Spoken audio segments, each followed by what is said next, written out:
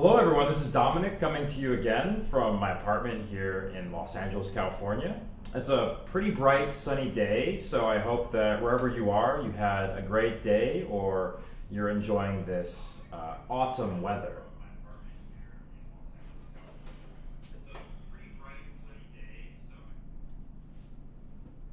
Sorry about that. A little bit of an echo coming from one of my devices.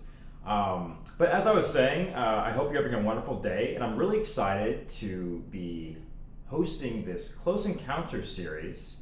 And I will be performing selections from Bach's Goldberg variations and talking, getting in depth with a few of them, and really sharing some insights that I have and aspects of this masterwork that really interests me.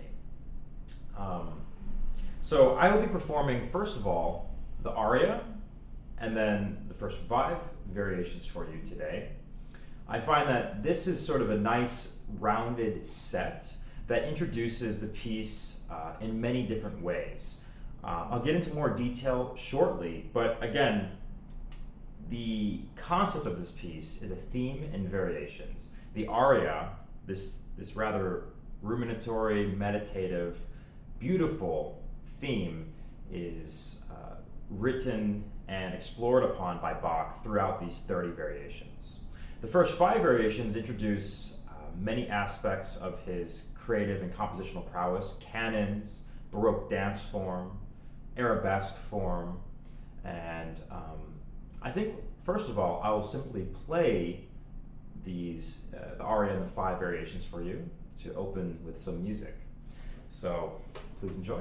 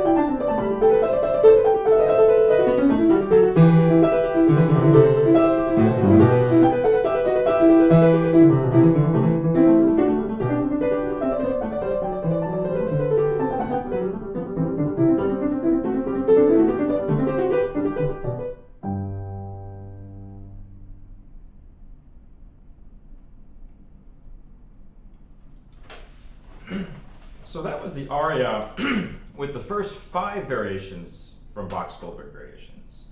I hope that each variation was a little clear in how it was bookmarked, so to speak.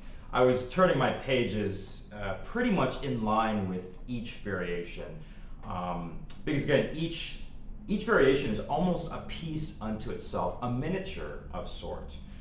I find that in some ways, 3 weeks ago, I had given a talk about the music of Couperin, a French Baroque composer and a colleague of Bach's. Couperin was a French composer who wrote many miniatures, character pieces, and Bach was indeed a huge fan of Francois Couperin. So I do feel that while Bach does not entitle these variations with some creative name like Mysterious Barricades or the Hen or the Chicken, and he just calls it Variation 1, Variation 2, Variation 3, I think that Bach still does enjoy this miniature writing, this miniature aspect of music that he was probably slightly influenced by Couperin. One of the misconceptions about Bach is actually that he was sort of in his own world and only aware of his own music, his own style. When I was young, I used to think that Bach, again, he's a genius. There's no denying that. But I used to think that Bach sort of was in an isolated sort of vacuum where he wrote this music that was not really in relation to the world outside of him. But as I've studied more and more about Bach, I realized that he's influenced by his fellow composers, by geography of the world, and oftentimes by peculiar and sometimes humorous attributes about life. So I'll get into a few of these as I start talking. Again, one of the reasons that Bach is thought of as such a very serious composer is because of his exquisite compositional writing. You won't find any composer until probably Beethoven who's had such a firm grasp of how to construct music. In fact, I would argue that Bach has no peer in that regard. It's really interesting because when Bach was growing up and he was studying to be a composer, the way that training worked is so different than the 20th century and today. When he was working, he would literally just do exercises, compositional exercises, where he would take a theme of music, probably a shorter one, not as long as the aria that I just played. This is a rather long theme, but he might take a very, very short theme, something like that, and then he would transcribe it to every single key possible. There are 12 different keys, and Bach was expected to be proficient in improvising, in transcribing, transposing, and basically having the full command of the harmonic language available at the instrument, the piano. The piano does encompass basically all harmony for every instrument. So by the age of 20, Bach was able to basically transpose and play any piece in any key, improvise in any key, and this type of just craftsmanship is something that is just really unique to Bach, I would say. There are stories about him. Unfortunately, he was an orphan around the age of 10, and he was taken in to the family of his older brother. And Bach was known to, late at night, steal away and take manuscripts of the revered composers of the time, and he would, by candlelight, just write them out into his own notebook. This practice of writing, copying, was a method that Bach used and many people use to really understand something. Reading it is one thing, writing it down and feeling the way the pen moves and feeling each note coming out of the pen, you're not composing it because you are copying it, but you start to embody somewhat the same psychology that the composer himself had when he was writing. So Bach would do this obsessively, actually, as a young man, and he was chastised for this by his older brother, who thought that this music was way beyond Bach's, Johann's understanding. Certainly it was not, and Bach, I think that this type of training, this obsession, this fascination with music, and more importantly, how music works at the very fundamental level, is what made Bach just so brilliant and unequaled in many ways.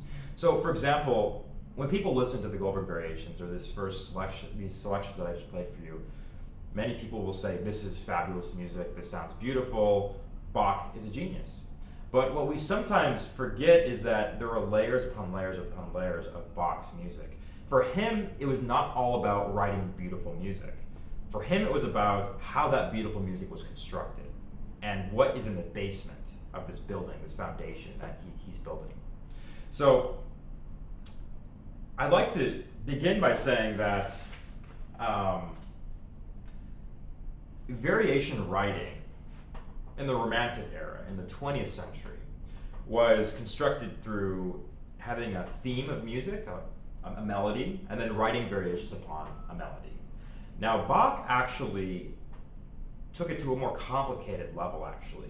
He decided to write a melody based upon a bass line which I will play for you shortly. This bass line is heard throughout every single variation and is the basis for every variation, and Bach is very strict with it. So basically, this bass line has a certain amount of measures, 32 measures to complete the aria, and every variation must be 32 measures or at least divisible by 32. He does sometimes compress the bass line into 16 measures, half of 32, and no more than 32 though. So let me play you this bass line that the piece is actually built upon, and I will quickly show you this right here. So as you see, this is a 32 measure bass line. I'll play it for you briefly so you can hear how this contour in the context of this goes.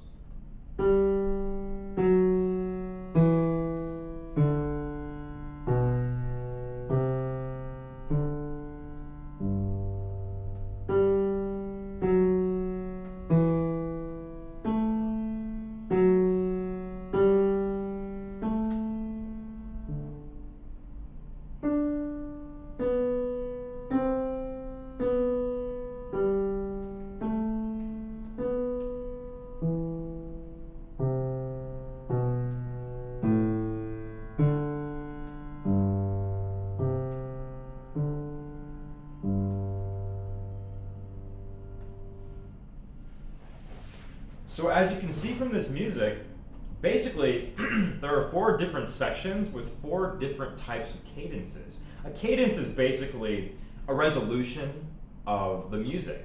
So right here,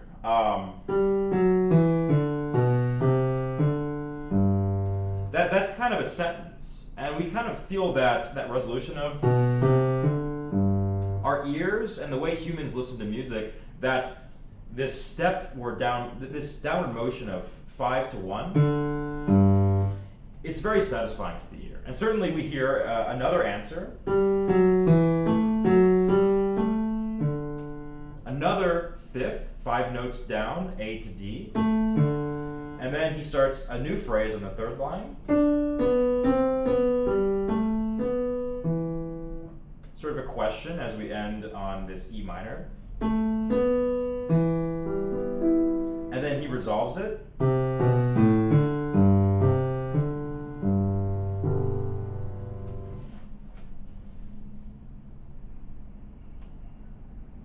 So from that music, you can see that the bass line is relatively simple and not terribly complicated, which is important because when you're going to write 30 variations like Bach does, you need something that allows for creativity and is not too constricting.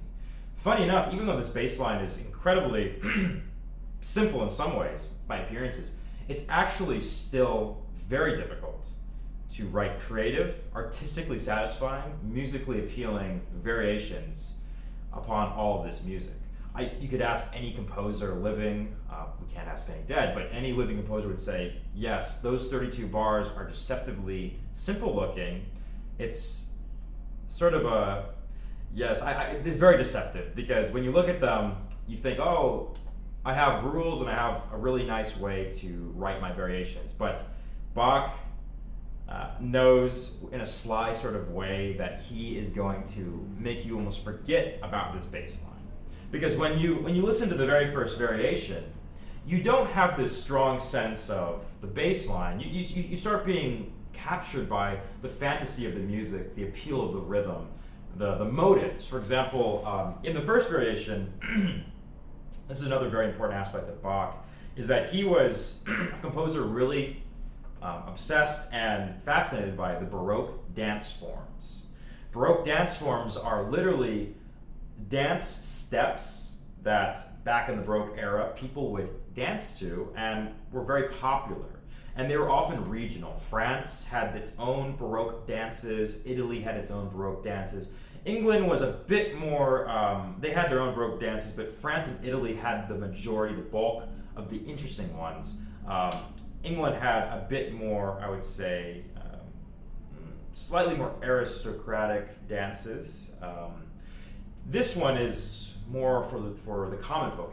The first one I see as, the first variation I see as a Polonaise. It's a rather robust movement with a highly strong rhythmic core to it. And there's this little motive that Bach starts playing with. Again, each variation, Bach is playing with different ideas. In this one, listen for this motive.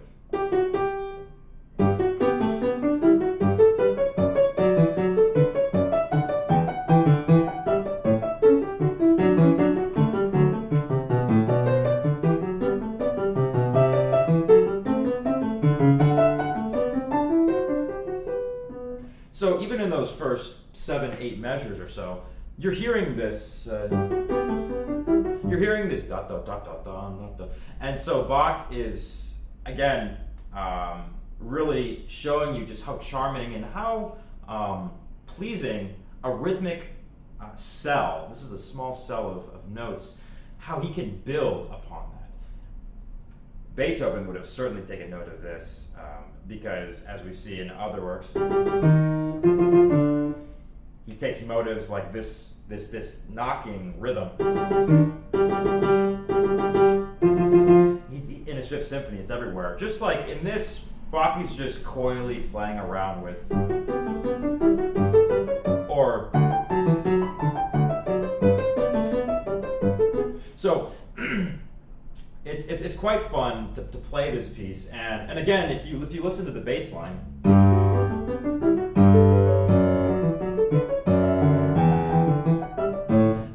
This is the ground bass that I played earlier, just in a much different context with this wonderful dance type step. So I find this variation to be just one of the most satisfying openings, and you couldn't ask for sort of a more of a character change after this.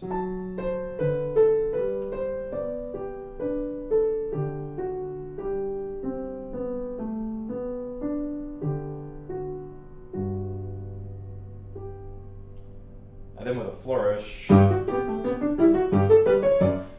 Bach opens the scene, and we quickly forget the aria because we're quickly taken by this wonderfully active piece. The second variation is, in my opinion, it's the Baroque dance called an air. An air is basically a melodic type work of pleasing nature, of rather for instruments, and also of imitative nature. With here we have, this is not really a canon or a fugue, I'll get into that soon, but this is imitative. In other words, you'll hear this theme.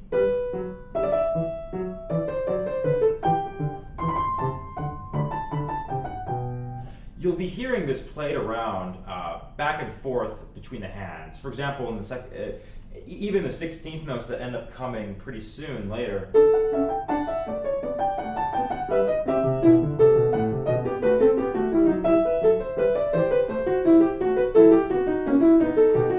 You hear this da da da dum da da da dum da da da dum. This is imitation. Not always exact imitation, but rhythmic imitation and contour type imitation. So this is an absolutely wonderful opening imitative type variation, because it's important to note that in this piece, Bach, to take a step back, Bach is attempting to show the listener, the audience, the observer, that he has complete mastery of all the Baroque dance forms, of all fugal, canonic, imitative, any type of compositional concept. He has mastery of that. And this is a wonderfully charming and sort of tiptoe into imitation, because again, it's not terribly strict with how he's dealing with the concept. In the next variation, he's very strict with how the voices relate to each other. In this one, he's playing around with them, similar to the first variation. But in the second variation, he's sort of heating up the sort of interplay between the voices. The third variation is called a canon. A canon, well, I'll play for you one of the most popular canons that I think we know in music, and Frere Jacques, which is.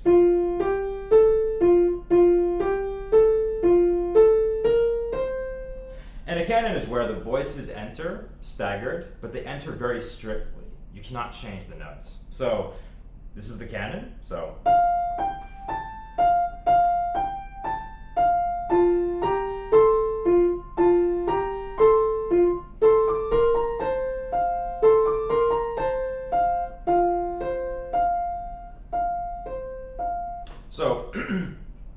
So as you can see, you can hear the voices entering. They're playing the exact same notes, and it's very strict. A canon requires that, exactly the same notes.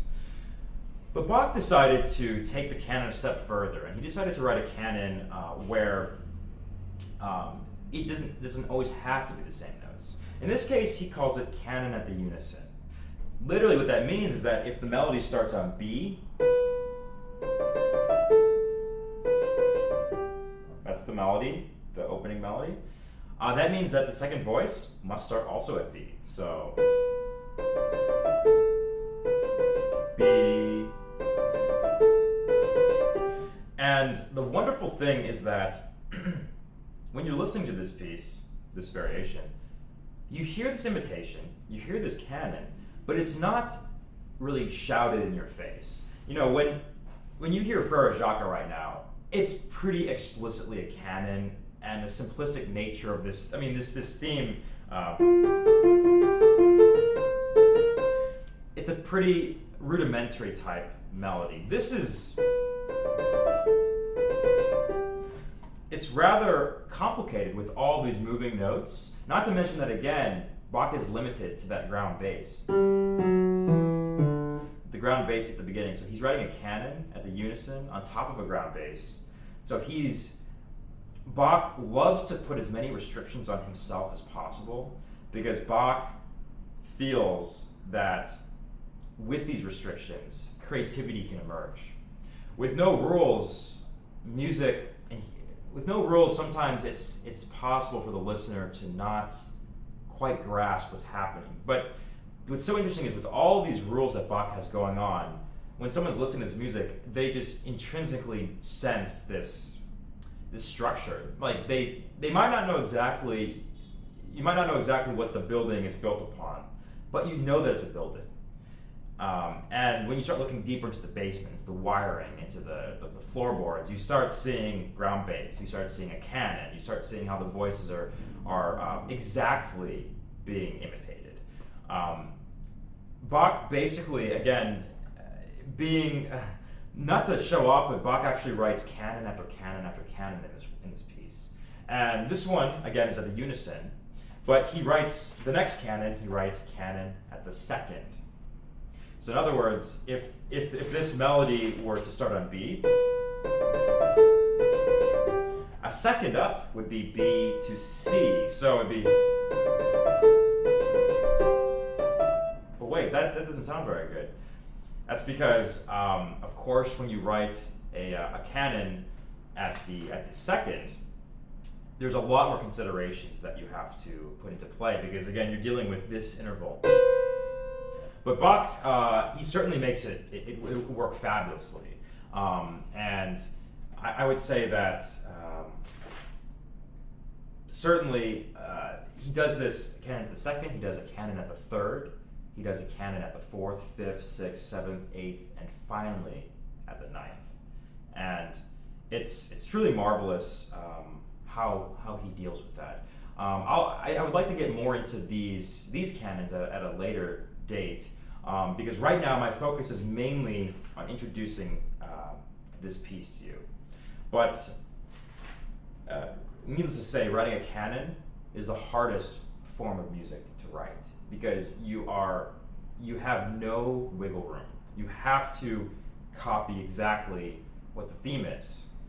At the rule, at the second, at the third, at the fourth, whatever interval you pick, you must follow that. Otherwise, it's not a canon anymore. So it's truly shocking what Bach is able to do with this variation at the unison. Again, I'll play a little bit.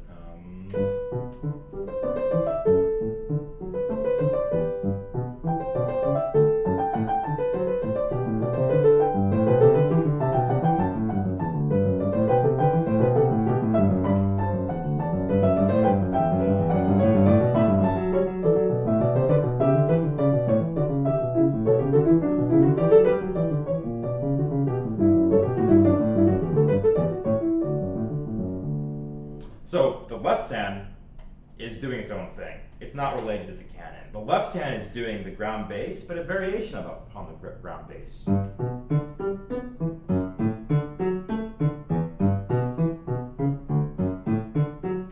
And then of course Bach gets bored with that simple hopping nature, so then he starts doing.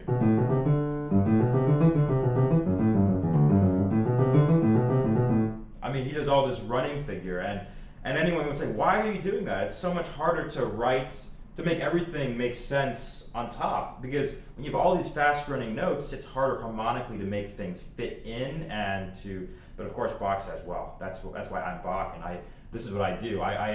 He just keeps on adding things to the music. And I always find that this moment where, again, we start rather innocently with this canon, and many people think, oh, he's just writing a simple canon.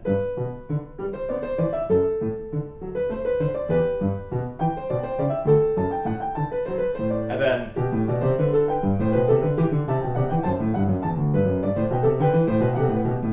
and when the left hand starts coming in, it's like, wow, this is the next step. And Bach is always about taking the next step in all of his music. That's one of the reasons why every composer has always adored this man, because he makes no compromises and he never really takes the easy way. So again, and also the marvelous thing again is that when you listen to this variation, the canon is not being thrown in your face. Again, it's very subtle. It's elegantly written. It's not.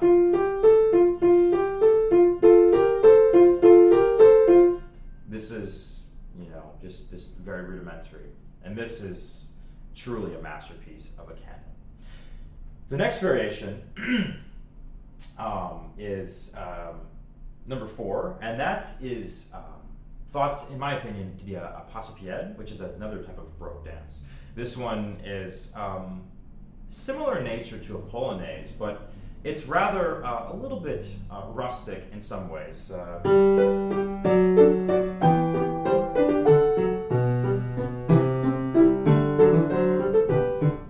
And now listen to my left hand and you will hear the ground bass.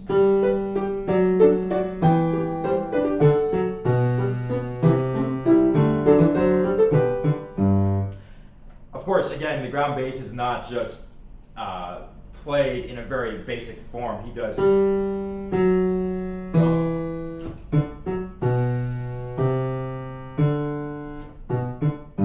So he has these little rhythmical sort of throw-offs that are quite playful and rather, I would just say, again, just truly characteristic and not a very basic form of variation writing. Now, I keep on talking about how Bach is so taking the extra step, how he is never playing things simply. And this is a good opportunity for me, and especially with the upcoming variation number 5, to say that, again, Bach was influenced by his colleagues, by his peers, by his surrounding world.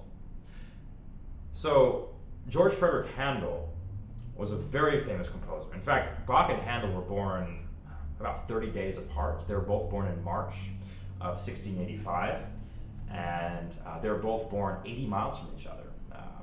I believe Handel was born in Saxony, in a more aristocratic type setting. Bach was born in a very small town and moved rather early in his life due to his family's instability. So Bach actually did write some variations throughout his life, but he did not write many. The reason is that the idea of variation writing was kind of thought to be a very, not childish, but more basic form of music making. Because, again, when you have a theme and variations, many composers simply wrote very basic, very easy type variations that didn't have much musical substance. Handel wrote a wonderful chaconne with variations, which I'll play a little bit for you. He wrote this chaconne in G major about 1733, and Bach wrote his in 1741. So I guess give or take 8 years apart. So Handel wrote this piece, the theme.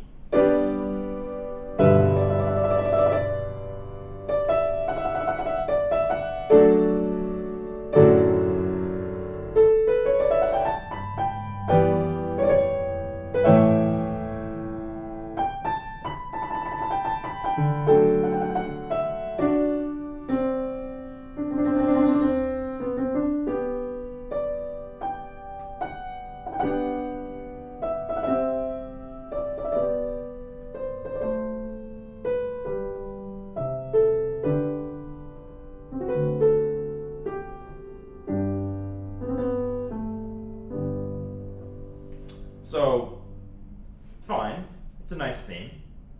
A similar type, it's actually a similar type ground bass to Bach's opening. This theme is in 8 bars. Bach's theme is 32, interesting. Again, Bach taking the extra step.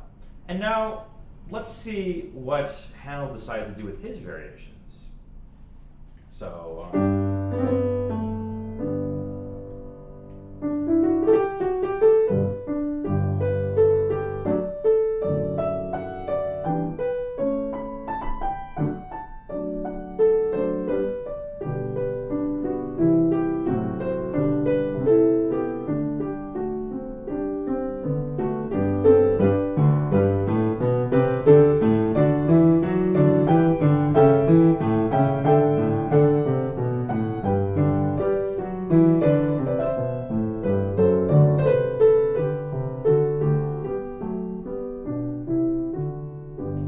So those are the first 2 variations. Nice. Actually, this is a wonderful piece of music, in my opinion. It's really beautiful, but it's night and day difference between the Goldberg variations. It's in the first variation we have the left hand.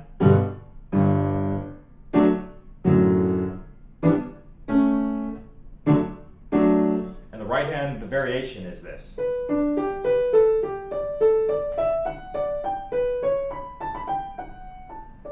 So on. Okay. In the second variation, it seems to switch down to the left hand.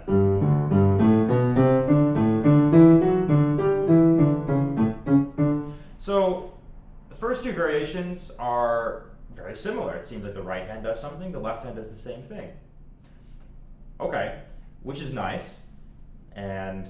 But again, this is where variation writing was sometimes looked down upon because composers, this is actually I would say one of the finer non-Bach variations out there of the Baroque era. But again, we see here that, in the first variation, between Bach's first 2 variations, they're 2 different pieces.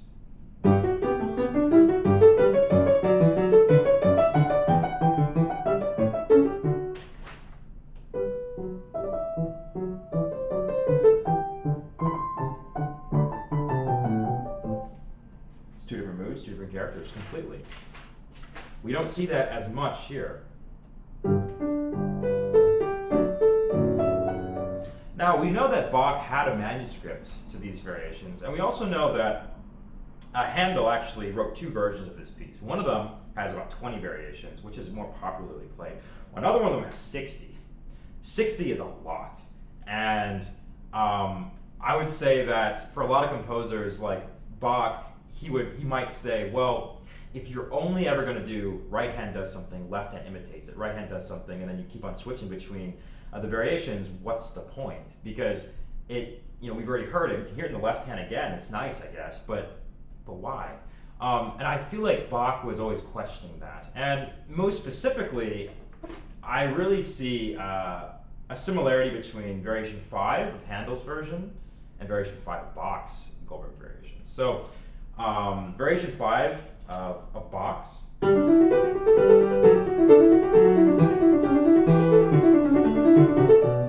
That's the beginning. Variation 5 of Handel.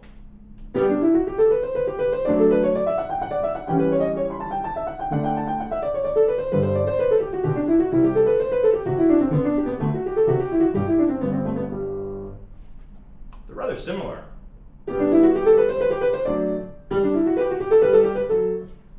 They sort of have the same running 16th note type figure, but again, it's just a night and day difference between Bach's wonderful dance-like figure of the left hand jumping over.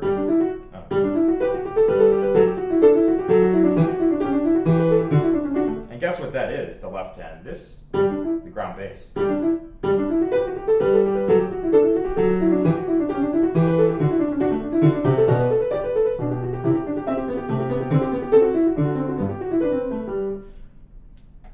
And again, I actually do love this chaconne variations by Handel in G major. I perform this piece, and I do hold it as a very wonderful, beautiful art piece. But it's important to really, I'm not trying to put Handel down by comparing these in contrast. What I'm trying to do is really show just how great Bach is. He is. He's doing his own variations for the Goldberg in such an unassuming, just mind-blowingly brilliant way. Every variation is just a new exploration that you think that this ground bass, you think that this harmony is limited, but then Bach does something just completely so creative. Again, with Handel, he does Variation 5. 16th notes, Variation 6. The left hand has the 16th notes. It's nice. But for Bach, he craves more. He craves more than just simply trading the hands between variations. And this was very common, especially in Handel's work that has 60 variations. It's basically, one variation does an idea, the next variation, the left hand does the same thing. So, but again, I urge you to listen to the Handel's chaconne variations in G major, because it is a wonderful piece. But when compared to Bach, it's something else. And I really do feel that with the Goldberg variations, again, Bach is writing these 30 variations in sort of, I think, a direct response to Handel's piece, which is why I'm bringing it into question. The G major keys are the same. There's also the opening of Handel's chaconne, which is a slow piece in the 3/4 meter, and Bach's aria is thought to be a saraband of sorts, which is another slow piece in the 3/4 meter. With an emphasis on the second beat, similarly to the chaconne. So 1, 2, 1, 2. Similar to the chaconne, which is 1, 2,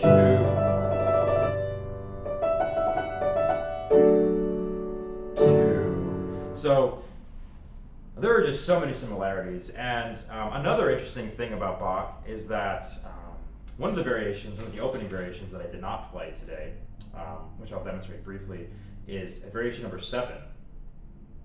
Number 7 is a variation that, in some editions, it says tempo of giga, which is a giga is a jig is a Baroque dance form, and certainly, I would say that many people interpret the jig differently. A Italians interpret it one way, the French interpret it another way. An Italian would interpret a jig as a giga, a faster jig. So this would become.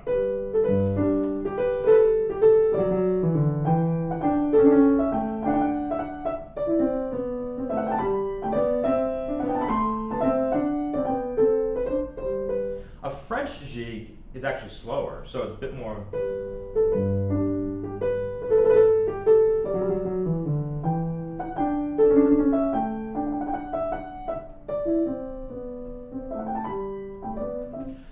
Which is interesting.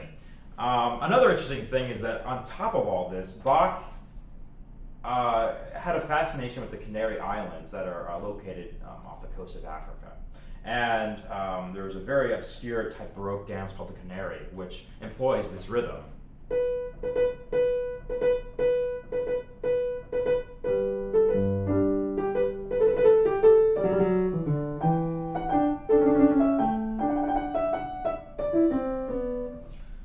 So there's so many things going on here, where again, he's got a ground bass. He's paying homage to the Canary Islands. He's writing a jig, but a French jig of sorts. And on top of that, he's just has these wonderful interplay between the hands. For example, another huge thing to mention about this piece is the interplay between the hands. When we listen to this,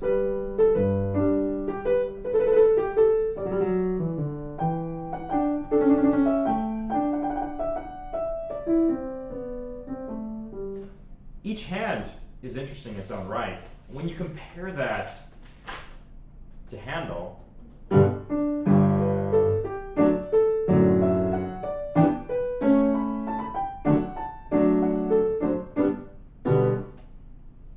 I think you hear the difference. Bach cannot help himself but have every voice all the time have interest and a character. It's a different I would say person, and that's speaking. So the hands are always speaking to one another. One thing to note again about this piece is that it was not written for the piano. It was written for the harpsichord. And the harpsichord is an instrument that has two different manuals. I'll show you a picture of that. So here we see on the left, we see a harpsichord. You see the two different layers of keys. On the right, we see Bach at his organ. You also see that with the organ, there's two different layers of keys. So Bach was very accustomed to being able to play on these different planes. And in the music, particularly in this variation that I played earlier,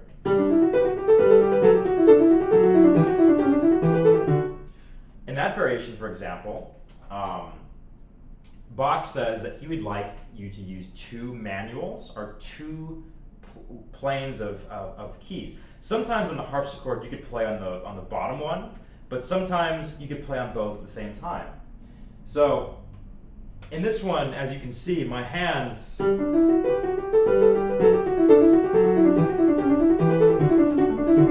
they're trying not to collide, particularly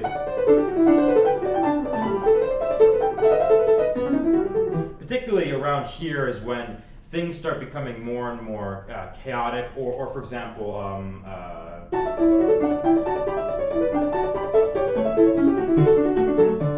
all this stuff right there. On the two-manual harpsichord, you just easily do this. On this piano, well, you have to sort of reconfigure it the best you can, and cross your fingers and hope that your fingerings are working. So that's something that's really interesting to note. But one thing that we do know is that Bach did experience the first piano, one of the first pianos, which I'll show you in a picture what that looks like. It sort of looks like this. We see again that the keys are still black. We still haven't graduated to the white keys, white main keys and black top keys. We still have the colors kind of reversed to the normal piano. But this is a piano by Gottfried Silbermann. By all accounts, Bach tried out this piano. He said that the piano was very weak, very hard to play, but he liked the potential. That's basically what was said about this first piano that he was introduced to. Silbermann was a little bit annoyed, but actually took Bach's advice and really tried to push the instrument to improve. So when some people do criticize pianists for playing harpsichord music, I would say that it was common knowledge that Bach would play his own music on various instruments. He would play piano music on the violin. He'd play violin music on the piano. For him, music was not always tied. Sometimes it was, but the music was not always tied to the instrument that he wrote for. The music was just absolute. It was just pure. It was kind of above. It was above the instrument and the limitations of the instrument. He was writing music that, I mean, for me, it's literally meant for a different world because it's so perfect. This music was Liszt. Franz Liszt is a composer that wrote many piano pieces. It's tied to the piano. Chopin's music is tied to the piano. Bach's music, I've heard the Goldberg variations for orchestra. I've heard it for string trio. I've heard it for any number of arrangements. And guess what? It works because the music has such a soul to it and such a construction that this house that you're used to seeing on a keyboard instrument, this house, when it's a mansion or something, for orchestra, mansion perhaps, you still can admire its architecture. You can still admire how wonderfully it's constructed and how pleasing the voices are. So that's one of the reasons that I absolutely adore Bach's music, is that it precedes instruments. So the last thing that I wanted to just briefly mention about was a little story. This is an anecdote. It's not proven unequivocally, but the origin of this Goldberg variations is, the myth is that there was a wonderful young virtuoso harpsichordist that was in the employ of an aristocrat, Count Kaiserling. And Count Kaiserling was a man that was ill. He had insomnia as well. He couldn't sleep. So he decided to hire this young, hotshot harpsichordist to play music for him in his restless nights. And he actually employed Bach to write these variations. Now, the variations were written for this young harpsichordist by the name of Goldberg, Gottlieb Goldberg. And the Count would say, "Oh, Goldberg, play my variations for me." And Goldberg would play them, and they kind of got nicknamed the Goldberg variations because of this young harpsichordist. Now, what's really remarkable is that this young Goldberg was only 14 when he actually received the score of these variations. So to say that he was a phenomenon is an understatement, because I know when I was 14, I certainly could not play these deceptively difficult and mentally taxing variations. So it's really astounding to think about that. Again, this is a myth, so, well, it's an unproven myth. Some people believe it, some people don't. Part of the myth also is that Count Kaiserling did pay Bach 100 gold coins and 100 gold coins in a golden chalice, the most that Bach had ever been paid for any piece. So we would love to think that Bach was recognized for this, one of his greatest masterpieces, honestly, with that kind of financial compensation. But again, the biographer Forkel, he's the one that tells this story, and again, it is disputed by different sources. Personally, I do believe it, actually, because Goldberg was in Leipzig at the time. He was a absolutely phenomenal harpsichordist. Count Kaiserling did hire him, and Bach wrote the music around the time that he was 14. So there's a lot of evidence to point to this being at least partially true. So, and again, what's really interesting is that these Goldberg variations, I'd like to talk more about them in coming weeks. but there's just too much to unpack in 1 hour. It's we've only talked really about 5 variations, give or take, when there's 30. So I would say that these Goldberg variations made such an impact on Western music in general. Beethoven's Diabelli variations, Zevsky's The People United variations. Composers learned from this piece in so many ways, and I'm just trying to show you why this piece deserves its attention, and why it deserves more than just admiration. It sort of deserves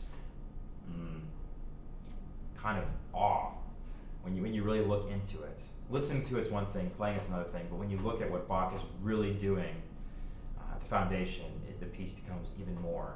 And that's something that is always tied to Bach's music, is the more you dig, the more you find. And I almost feel like it's an endless trove of treasure as you search and discover more things about Bach's music, particularly in the Goldberg variations. So thank you for coming to this first part of my performance and talk about the Goldberg variations. Thanks again to Cindy and Alexander of InPulse Creatives for hosting the Close Encounters series. I had a wonderful time talking to you today about a piece that is truly close to my heart and to me as a person.